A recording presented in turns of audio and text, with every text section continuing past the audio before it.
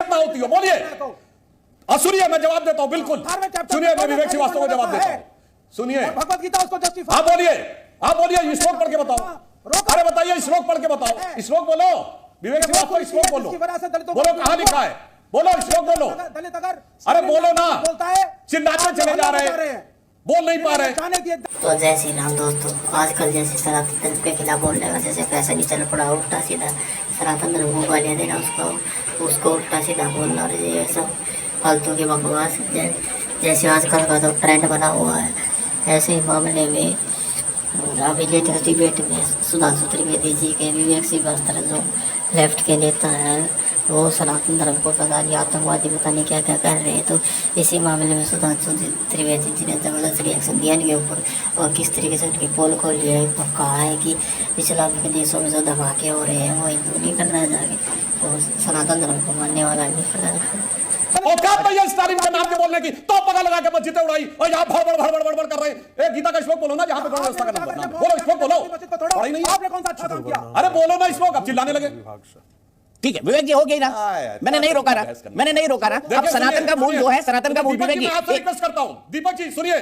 नहीं दीपक जी, मेरी एक रिक्वेस्ट है जी, बोलिए, बिल्कुल बोलिए। सीरियस डिबेट होनी चाहिए, इसमें किसी को रायता फैलाने का अनुमति नहीं होनी चाहिए। मैं कहता हूं, जब दूसरे लोग बोल रहे हैं मेरा फीडर डाउन रखिए, और जब हम बोल रहे हैं दूसरे का फीडर डाउन रहे, ताकि सब लोगों को मिले। लगातार चिल्ला के डिस्टर्ब कर रहे हैं। आत्मज्ञान की अनुभूति होती है। अरे भाई, मैंने क्यों इस बात बोला, क्योंकि आपने उसका अर्थ ही नहीं पता, उसमें फिर देखिए लगातार बोल रहे हैं, क्योंकि आप रट्टा मार के। अच्छा, एक मिनट विवेक जी, आप भी रट्टा मार के कई बातें बोलते हैं, छोड़ दीजिए इस बात पे। रट्टा मार के कौन क्या बोलता है समझते हैं, डिबेट सुनने वाले दर्शक सब समझते हैं। अब विवेक जी, आपका जो है, आप इतना चिल्ला रहे हैं कि आपका ऑडियो क्रैक हो रहा है। मुझे 2 मिनट दीजिए, मुझे आपका ऑडियो ठीक करना है। और सुधांशु जी, मैं संगीत रागी के पास जा रहा हूँ। अब मैं 90 सेकंड का टाइमर चला रहा हूँ, कोई क्रॉस क्वेश्चन नहीं करूंगा, क्योंकि आपको शायद अच्छा नहीं लग रहा है। चलिए, कोई क्रॉस क्वेश्चन नहीं। संगीत रागी जी, बता दीजिए सनातन का मूल क्या है। देखिए, जो जड़ और चेतन सब में वो ईश्वरीय तत्व को महसूस करता है, जो सृष्टि से अपने आप को एकात्म बोध करता हो, वह सनातन है। सनातन किसी को छोड़ता नहीं है, सनातन के लिए कोई तिरस्कृत का भावना का नहीं है। इसलिए सनातन और हिंदू दोनों कहते हैं एक ही है, दोनों में कोई अंतर नहीं है। और जब हम ये कहते हैं हिंदू होना, तो इसका मतलब है कि सभी का सम्मान नहीं, सभी का आदर करना, सभी को स्वीकार करना, किसी के प्रति घृणा नहीं। ये बाकी पंथ नहीं करते हैं, इसीलिए हिंदू समाज के साथ उनका टकराव है। ये आप क्रिश्चियनिटी में नहीं देखेंगे, ये आप इस्लाम के अंदर नहीं देखेंगे, लेकिन ये बात आप हिंदुइज्म के साथ नहीं आप देखेंगे। मूल मुद्दे पर आते हैं, जो सनातन के बारे में रोज़ इस प्रकार की बातें कही जाती हैं। देखिए, यदि हम महाभारत को ले लें या रामायण को ले लें, तो वेद व्यास किसके पुत्र थे, आप जरा बताइए। वेद व्यास ऋषि मतंग कौन थे, कोई बताएगा इनमें से? एक एक यदि आप अपने महाकाव्यों को देखेंगे तो आपको उसमें पता लगेगा कि उसमें छुआछूत नाम की कोई चीज़ नहीं थी। 108 उपनिषद माने जाते हैं, और 108 उपनिषदों में कहीं भी ये नहीं आपको पता लगेगा, ब्राह्मण शब्द की व्याख्या अलग अलग है। जो ब्रह्म को जानता है वही ब्राह्मण है। और हमारे शास्त्रों ने तो बहुत साफ साफ कहा कि नेति नेति कहा है। हमने ईश्वर को देखा है, वह हजारों सूरज के प्रकाश से प्रभाषित है, लेकिन यह अंतिम सत्य नहीं है। यही सनातन है, जो हर समय नए खोज में हो, ईश्वरीय तत्व की खोज में हो, वही सनातन है। वही उसी के साथ जो जुड़ाव है वही सनातन है। ठीक है, मैं सीधा सुबोध मेहता जी के पास चलता हूँ। सुबोध मेहता जी, कभी कभी तिलक लगाते हैं? जरूर लगाते हैं।